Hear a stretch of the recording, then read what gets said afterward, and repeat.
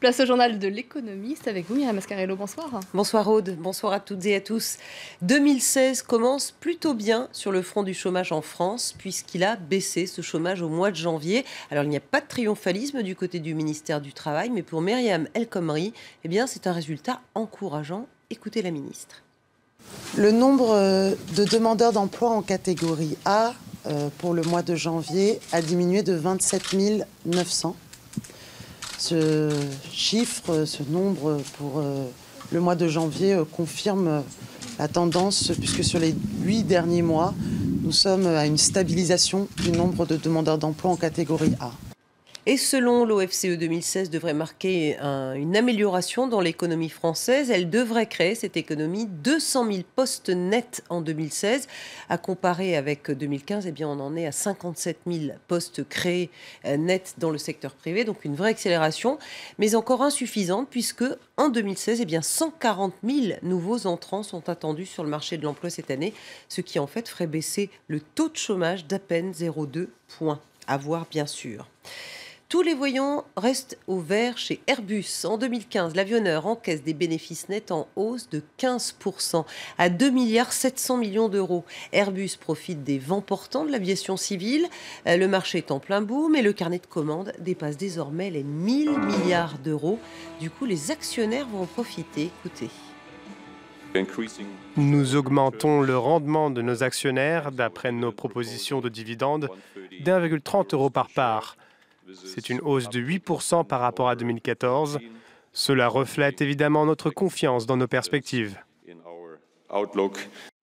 Et pourtant, les salariés d'Airbus devraient perdre un peu d'argent cette année, puisque leur employeur demande à ses employés donc d'arriver en tenue de travail, au poste de travail en clair. Le temps d'habillage et de déshabillage n'est plus payé, ne sera plus compté dans le temps de travail. C'est 20 minutes par jour.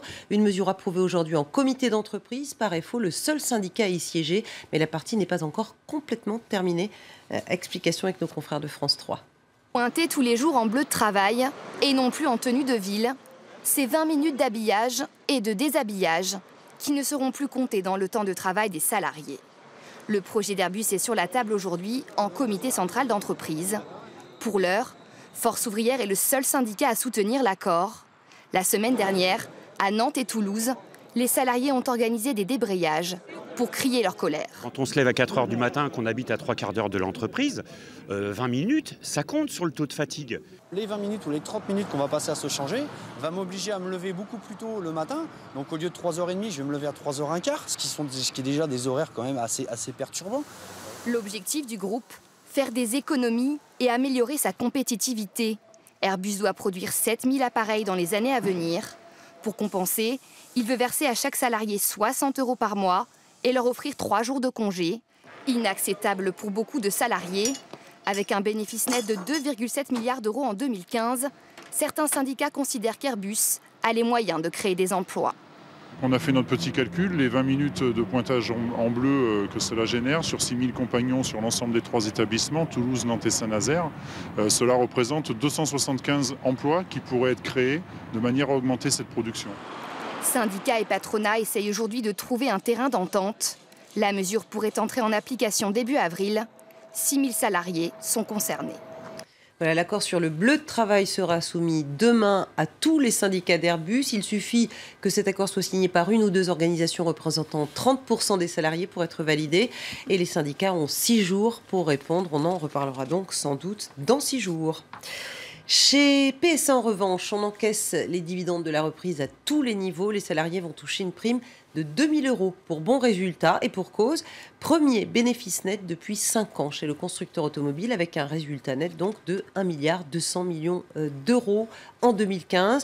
Il faut dire que l'entreprise sort d'une restructuration drastique qui a coûté une dizaine de milliers d'emplois. Les marchés, eh bien, le pétrole continue de mener la danse des deux côtés de l'Atlantique. Il était à la baisse en Europe et l'Europe a fermé dans le rouge. On va voir les indices tout de suite. Paris a perdu 1,96%, moins 2,64% à Francfort, moins 1,60% à Londres. Et puis le pétrole est remonté avec une info supplémentaire. Les stocks américains baissent et la production américaine baisse. Il n'en fallait pas plus pour donner des ailes aux investisseurs. On va voir là aussi les chiffres s'afficher. Un Dow Jones qui gagne à la fermeture 0,32%, plus 0,87% pour le Nasdaq et plus 0,44% pour le S&P 500. J'en termine avec cette dernière info. Aude, les taux fiscal se resserre autour de Google. La France réclame 1,6 milliard d'euros au géant du net au titre de l'évitement fiscal. Google paie peu d'impôts en France au regard de son chiffre d'affaires. C'est le même combat en Grande-Bretagne où les parlementaires critiquent d'ailleurs vertement le gouvernement Cameron. Londres n'a demandé que 165 millions d'euros à Google pour couvrir 10 ans d'arriérés d'impôts. C'est donc quasiment 10 fois moins que la France. Voilà pour l'économie. Je vous remercie beaucoup, Myriam.